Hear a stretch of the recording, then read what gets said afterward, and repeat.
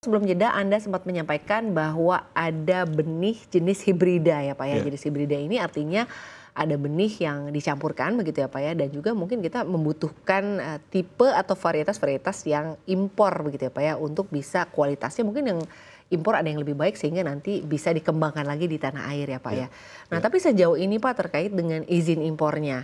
Lalu juga sebetulnya mungkin dari pemilihan kualitas dari varietasnya yang harapannya bisa dikembangkan atau diadopsi, diadaptasikan di Indonesia ini seperti apa sih Pak? Iya, dari sekian ratus mungkin ya varietas yang sudah didaftarkan di Kementan, hanya di bawah 10 varietas yang digunakan sampai saat ini. Jadi, kenapa Pak? Hanya 10? Jadi mungkin varietas-varietas barunya itu belum terlalu diperkenalkan kepada petani. Karena petani kalau sekali mengenal satu jenis, dia selalu akan stick kepada varietas itu. Takut menggunakan yang baru, kalau nanti gagal kan rugi gitu ya. Jadi memperkenalkan varietas-varietas baru itu perlu mungkin dukungan dari pemerintah gitu. Harus selalu memperkenalkan produk yang baru. Pastinya varietas baru itu akan menambah produktivitasnya pasti lebih tinggi daripada yang ada. Selalu begitu. Harusnya bisa menambah produktivitas kita, panen kita. Baik, Pak, tapi sejauh ini dari benih yang hibrida sendiri begitu Pak, tadi dari petani mungkin ada sedikit kekhawatiran untuk berkenalan ya Pak ya dengan benih-benih baru begitu, sehingga mereka stick dengan benih-benih yang mereka sudah tahu secara kualitas ya Pak ya. Tapi tadi Anda menyampaikan bahwa juga perlu dukungan dari pemerintah ya Pak ya, terkait dengan mungkin upaya bagaimana bisa mengenalkan benih-benih dengan varietas-varietas baru yang mungkin lebih unggul dan juga lebih baik. Nah tapi sejauh ini Pak, mungkin yang ini juga menjadi rasa penasaran kita bersama ya Pak ya. Ini varietas yang unggul, apakah pernah terjadi boleh dikatakan nantinya gagal panen, begitu ternyata tidak sesuai dengan cuaca yang ada di sini, lalu juga mungkin ini menjadi gangguan tersendiri begitu Pak dari jumlah produksi, seperti apa? Sebenarnya varietas yang sudah ada ini sudah unggul gitu. Jadi kebanyakan petani juga menggunakan varietas unggul yang bersertifikat gitu. Tapi mungkin pada saat budidayanya itu di lahan yang kekurangan air, lalu pupuknya juga kurang, tidak memenuhi persyaratan, lalu hal-hal lain lah yang seharusnya diikuti manual booknya gitu ya, cara bercocok tanamnya.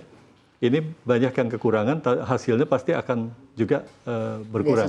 Tidak sesuai. Berarti artinya ada banyak faktor ya Pak ya yang menentukan bagaimana dari sebuah komoditas begitu ini bisa berhasil tumbuh baik begitu ya Pak ya.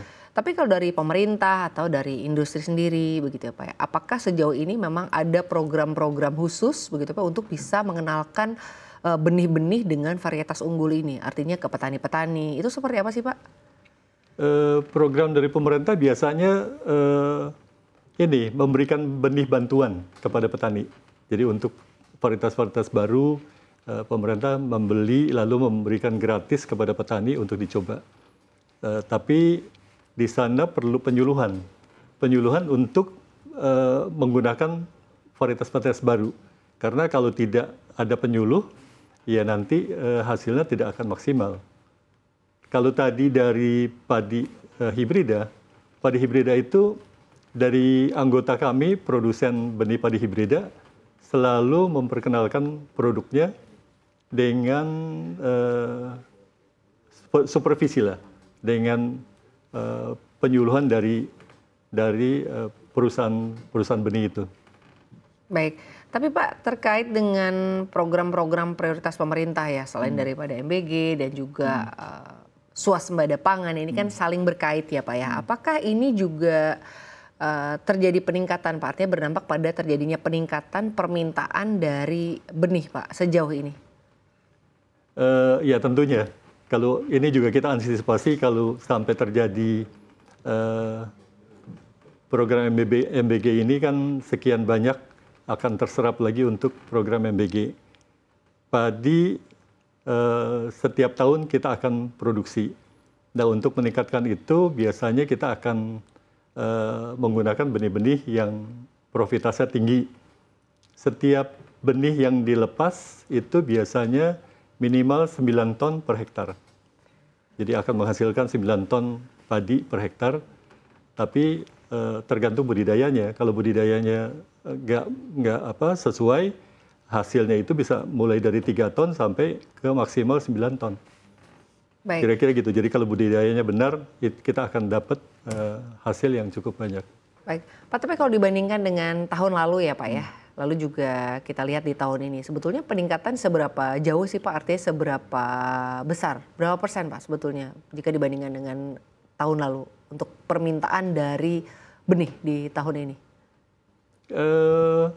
Benih selisihnya nggak akan banyak, kira-kira hanya 10% nih permintaan benih. Jadi kalau pada saat paceklik atau kemarau itu hanya 10% berkurang.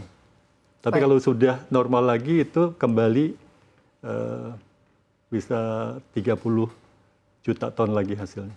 Baik, tapi kalau dari Asbenindo sendiri ya Pak ya, harapan-harapan atau dukungan dari pemerintah sejauh ini seperti apa sih Pak terkait dengan bagaimana perbenihan di tanah air ini bisa semakin cemerlang gitu Pak, semakin tumbuh baik seiring dengan juga mungkin ke depannya kita tidak perlu lagi impor begitu, atau tidak perlu lagi banyak-banyak impor, walaupun sebetulnya mungkin kita tetap butuh impor dalam konteks bagaimana mengawinkan benih ya Pak ya dari sisi varietas yang lebih baik.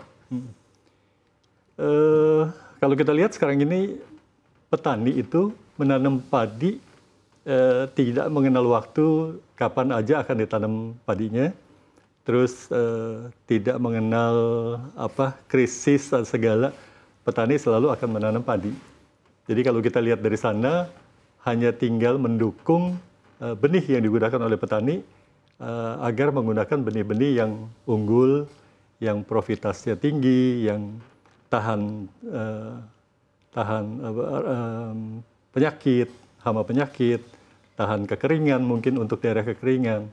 Itu aja yang akan menambah untuk produksinya kita. Baik, lalu dengan adanya Koperasi Desa Merah Putih ya Pak ya, ini juga apakah turut bisa mendukung Pak bagaimana perbenihan di tanah air ini tetap bisa terpenuhi kebutuhannya begitu Pak, seiring dengan juga permintaan yang meningkat kalau kita bicara mengenai mungkin distribusi ya Pak ya, bagaimana ke daerah-daerah di pelosok-pelosok di tanah air. Ya, Koperasi Desa Merah Putih ini sangat menarik gitu, karena jumlahnya ada 80.000. Kalau itu terjadi 80.000 outlet, kita akan sangat terbantu untuk distribusi ke seluruh pelosok daerah. Tapi kita mau lihat dulu SOP-nya seperti apa, karena penanganan benih itu beda dengan barang-barang mati lain gitu. Kalau ini benda hidup ya. Jadi kita perlu menghitung distribusinya berapa waktu, kapan di delivery, kapan supaya daya tumbuh dari benih itu masih tetap tinggi.